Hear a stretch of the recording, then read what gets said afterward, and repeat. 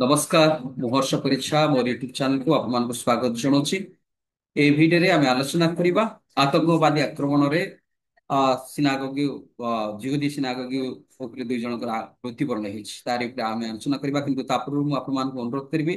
ভিডিওটি প্রথম শেষ পর্যন্ত দেখিবে এবং লাইক শেয়ার সবসক্রাইব করিବାକୁ ভুলিবেনি, কারণ আপনাদের প্রত্যেকটি সবসক্রাইব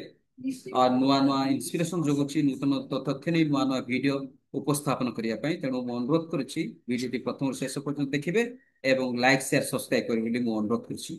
ତେବେ ଗତ ଅକ୍ଟୋବର 1 ବୁଧବାର ଦିନ ଯୁକ୍ତରାଜ୍ୟ ମାଞ୍ଚେଷ୍ଟର କ୍ରମସଲରେ ଏକ ଜିହୁଦୀ ଧର୍ମାଗାର ବାହାରେ ଏକ ଆତଙ୍କବାଦୀ ଆକ୍ରମଣ ହୋଇଥିଲା, ଯେଉଁଠାରେ କି ଜଣଙ୍କର ମୃତ୍ୟୁ ହୋଇଛି ଏବଂ 3 ଜଣ ଆହତ ହୋଇଛନ୍ତି। ପୋଲିସର କହିବା ପ୍ରକାରେ ପୋଲିସର କହିବା ପ୍ରକାରେ ସୂଚନା ଅନୁସାରେ ହିଟନ ପାର୍କ ହିବ୍ରୁ ମଣ୍ଡଳୀ ଧର୍ମାଗାର ବାହାରେ ଜଣେ ବ୍ୟକ୍ତିଙ୍କୁ ଛୁରା ମାଡ଼ କରିବା ପରେ ସାଧାରଣ ଲୋକଙ୍କ ଉପରେ ଏକ କାର ଚଳାଇ ଦେଇଥିଲେ। ଏହାକୁ ନେଇକି ଯୋଉ ପୋଲିସ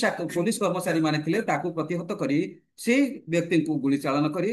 ଘଟଣାସ୍ଥଳରେ ହିଁ ତାଙ୍କର ମୃତ୍ୟୁ ହେଇଥିଲା। ଏବଂ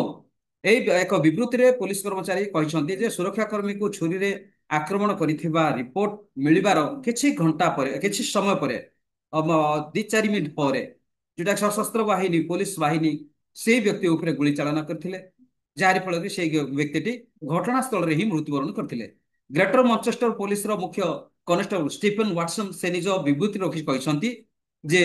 ଜରୁରୀକାଳୀନ ସେବାକୁ କଲ୍ କରିବାର ଠିକ 2-3 ସେକେଣ୍ଡ ପରେ ପୋଲିସ ବାହିନୀ ଆସି ପହଞ୍ଚିଛନ୍ତି ଏବଂ ଉକ୍ତ ବ୍ୟକ୍ତିକୁ ଗୁଳି କରି ହତ୍ୟା କରିଛନ୍ତି। এই বিষয়টি যে পুলিশ মুখ্য কনস্টেবল ଷ୍ଟିଫେନ ୱାଟସନ ନିଜ ବିବୃତ୍ତିରେ ସେ କହିଛନ୍ତି। ଏବଂ ଷ୍ଟିଫେନ ଆହୁରି ମଧ୍ୟ କହିଛନ୍ତି ଯେ ଆକ୍ରମଣକାରୀ ଏକ ଭେଷ୍ଟ ପିନ୍ଧିଥିଲେ, ଯେ ଜିହୁଦୀ ଧର୍ମ ଅନୁସାରେ ସେମାନଙ୍କର କଣ ବେକରୁ ପାଦ ପର୍ଯ୍ୟନ୍ତ ଯୋଉ ଧଳା ବସ୍ତ୍ର ପିନ୍ଧନ୍ତି ସେପରିକା ଏକ ଭେଷ୍ଟ ପିନ୍ଧିଥିଲେ, କିନ୍ତୁ ସେ ଭେଷ୍ଟରେ କଣ ଦେଖାଉଥିଲା ବିସ୍ଫୋରକ ଉପକରଣ ଗୁଡିକ ଖଚିତ ହୋଇଥିବା ଜଣା ପଡୁଥିଲା। ତେଣୁ ସେ ପ୍ରାର୍ଥନା ଗୃହକୁ ପ୍ରବେଶ କରିବା ପାଇଁ ସୁରକ୍ଷା କର୍ମୀ ମାନେ ମନା କଲେ ଏବଂ ମନା କରିବା ସତ୍ତ୍ୱେ ସେ ଜବରଦସ୍ତ ଭିତରକୁ ଧସେଇ ପଶିବାକୁ ଚେଷ୍ଟା କରୁଥିଲା। ତେଣୁ କର୍ମଚାରୀ ମାନେ ସେମାନଙ୍କୁ ସଭାଗୃହ ବାହାରକୁ ବାହାର କରିଦେଇଥିଲେ। ଏବଂ ଏଥିରୁ ୟା ପୂର୍ବରୁ ଆଉ ଗୋଟେ ଅନଲାଇନ ଭିଡିଓ ଜାରି କରାଯାଇଥିଲା, ଯୋଉ ଅନଲାଇନ ଭିଡିଓରେ ପୋଲିସ ତାଙ୍କର ଯାହା ବିବୃତ୍ତିରେ କହିଛନ୍ତି ସଭାଗୃହରେ ପଡିଥିବା ଜଣେ ବ୍ୟକ୍ତିଙ୍କ ପ୍ରତି ଜଣେ ବନ୍ଧୁକ ଚାଳନା କରିକି ବନ୍ଧୁକ ମାରିବା ପାଇଁ ବା ଚାଳନା କରିକି ଦେଖେଇବା ଗୋଟେ ଫୁଟେଜ ଅଛି। ଏବଂ ଆଉ କଣ ଅଛି ନା ଘଟଣାସ୍ଥଳରେ ଅନେକ ଆମ୍ବୁଲାନ୍ସ ଥିବାର ମଧ୍ୟ ଗୋଟେ ଫୁଟେଜ ଅଛି ଏବଂ ଅଗ୍ନିଶମ ଗାଡି ମଧ୍ୟ ଥିବାର ଗୋଟେ ଫୁଟେଜ ଅଛି ଏବଂ ଅନିଶ୍ଚିତ ପୋଲିସ ଯାନ ଦେଖାଯାଇଥିଲା ତାର ମଧ୍ୟ ଗୋଟେ ଫୁଟେଜ ଅଛି ଏବଂ ଉପରେ ହେଲିକପ୍ଟର ଉଡୁଥିବାର ଗୋଟେ ଫୁଟେଜ ମଧ୍ୟ ଅଛି। ଏହା ମଧ୍ୟ ବିବୃତ୍ତିରେ ପୋଲିସ କର୍ମଚାରୀ ମଧ୍ୟ କହିଥିଲେ। ଏହାକୁ ନେଇକି ପୋଲିସ କର୍ମଚାରୀ ଯେତେବେଳେ ସ୍ପେଶାଲ କଲ୍ କଲା ବା ଏମର୍ଜେନ୍ସି କଲ୍ ଯିବାର 3-4 ମିନିଟ ଭିତରେ ଆସି ପହଞ୍ଚିଲେ ଏବଂ ଯୋଉ ଆତଙ୍କବାଦୀ ମାନେ ଆକ୍ରମଣ କରିଥିଲେ ସେଇ ମଧ୍ୟରୁ ଜଣେ ବ୍ୟକ୍ତିଙ୍କୁ ଘଟଣାସ୍ଥଳରେ ହିଁ ଗୁଳି କରିଛନ୍ତି ଏବଂ ଘଟଣାସ୍ଥଳରେ ହିଁ ସେ ଲୋକଟି ମୃତ୍ୟୁବରଣ କରିଛନ୍ତି। ତ କହିବାକୁ ଗଲେ ଏକ ସମ୍ମିଳନୀ ଏକ ସମ୍ମିଳନୀରେ ୟୁକେ ଆତଙ୍କବାଦ ବିରୋଧୀ ପୋଲିସର ମୁଖ୍ୟ ଯେ କି ଲରେନ୍ସ ଟେଲର ସେ ହେଉଛନ୍ତି ସେଇ ଆତଙ୍କବାଦ ବିରୋଧୀର ପୋଲିସ ମାନଙ୍କ ତରଫରୁ ଜଣେ ମୁଖ୍ୟ ବ୍ୟକ୍ତି ଯେ କି ଲରେନ୍ସ ଟେଲର ଏହାକୁ ଏକ ଆତଙ୍କବାଦୀ ଘଟଣା ବୋଲି କହିଛନ୍ତି। ଏବଂ 2 ଜଣ ସମ୍ପୃକ୍ତ ଯୋଉ ଗିରଫଦାର କରାଯାଇଛି, 2 ଜଣଙ୍କୁ ଗିରଫଦାରୀ କରି ରଖାଯାଇଛି, ଅଟକ କରି ରଖାଯାଇଛି। ତାଙ୍କର ପଚରା ଉଚରା ବା ତାଙ୍କ ଠାରୁ ଯୋଉ ସୂଚନା ପାଇଛନ୍ତି ସେ ସୂଚନା ଅନୁସାରେ ଏଠୁ ଜଣା ପଡିଛି ଯେ ଏଇଟା ହଉଛି ଆତଙ୍କବାଦର ହିଂସା ବା ଆତଙ୍କବାଦର ଆକ୍ରମଣ। ଟେଲର ଆହୁରି ମଧ୍ୟ କହିଛନ୍ତି ଯେ ପୋଲିସ ଆକ୍ରମଣକାରୀଙ୍କର ପରିଚୟ ମଧ୍ୟ ମିଳିଛି।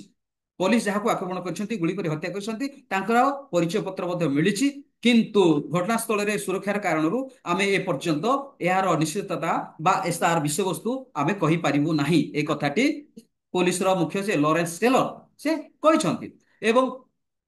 এই ঘটনা যেତେବେଳେ ଜିହୁଦୀ କ୍ୟାଲେଣ୍ଡରର ଗୋଟେ ବଡ ପର୍ବ, ଆମେ ସମସ୍ତେ ଜାଣିଛୁ ସବୁ ଧର୍ମର ଗୋଟେ ଗୋଟେ ବଡ ପର୍ବ ଥାଉଛି। କ୍ୟାଲେଣ୍ଡର ତ ଅନେକ ପର୍ବ ଥାଉଛି, କିନ୍ତୁ ଜିହୁଦୀ ଧର୍ମର କ୍ୟାଲେଣ୍ଡର ଭିତରେ ଯାହା ସବୁ ପର୍ବ ଅଛି ବା ପବିତ୍ର ଦିନ ଅଛି ଏଇଟା ହଉଛି ଗୋଟେ ବଡ ପବିତ୍ର ଦିନ, ଯୋଉଟା କି କୁହାଯାଉଛି ୟମ କିପୁର। ୟମ କିପୁର ହଉଛି ତାଙ୍କ କ୍ୟାଲେଣ୍ଡରରେ ଥିବା ଯେତେ ପବିତ୍ର ଦିନ ମଧ୍ୟରୁ ଏଇଟା ଗୋଟେ ମାନେ ବଡ ପବିତ୍ର ଦିନ। ଏଇ ସମୟରେ ହିଁ ଏଇ ଘଟଣା ଘଟିଛି, ଯାହାକି ୟୁକେରେ ଜିହୁଦୀ ବିରୋଧିତା ନଜରରେ ରଖି କମ୍ୟୁନିଷ୍ଟ ସିକ୍ୟୁରିଟି ଟ୍ରଷ୍ଟ এই ଘଟଣାକୁ এই ବର୍ଷର ପବିତ୍ର ଦିନ ବୋଲି ସେ ମାନିକି ପ୍ରାର୍ଥନା କରିବା ପାଇଁ ଭିତରକୁ ଯାଇଥିଲେ, କିନ୍ତୁ ଏଇ ଯୋଉ ଆକ୍ରମଣ ହେଇଛି ତାକୁ ଦୃଢ ନିନ୍ଦା କରିଛନ୍ତି ଏବଂ ଏହା ଏକ ଭୟଙ୍କର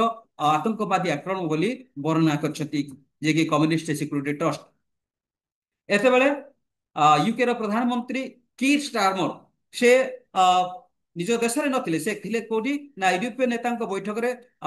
ସେ ଥିଲେ ଆଉ ଯେତେବେଳେ ଏଇ ଖବର ତାଙ୍କ ପାଖକୁ ପହଞ୍ଚିଲା ସେ ଯଥାଶୀଘ୍ର ୟୁରୋପ ବୈଠକ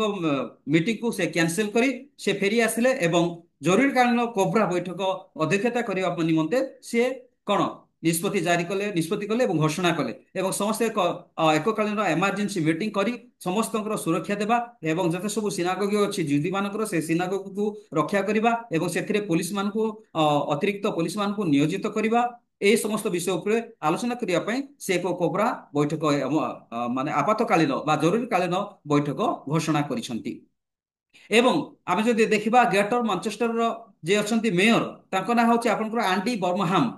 ସେ ବର୍ତ୍ତମାନ ପରିପ୍ରେକ୍ଷୀରେ ସମସ୍ତଙ୍କୁ ସାନ୍ତ୍ୱନା ଦେଇ କହିଛନ୍ତି ଯେ ତୁରନ୍ତ ବିପଦ ଶେଷ ହୋଇଗଲାଣି ଆଉ ବିପଦର କୌଣସି ଦେଖାଯିବ ନାହିଁ ବିପଦ କୌଣସି ଆସିବ ନାହିଁ କାରଣ ବର୍ତ୍ତମାନ ପରିପ୍ରେକ୍ଷୀରେ ଯୋଉ ସବୁ ଆତଙ୍କବାଦ କରିବା ପାଇଁ ଯୋଉ ସବୁ ଯୋଜନା କରାଯାଇଥିଲା ସେ ଯୋଜନାକୁ ପଣ୍ଡ କରାଯାଇଛି ଏବଂ ଯିଏ ପ୍ରଥମ କରିକି ଆସିଥିଲେ ତାଙ୍କୁ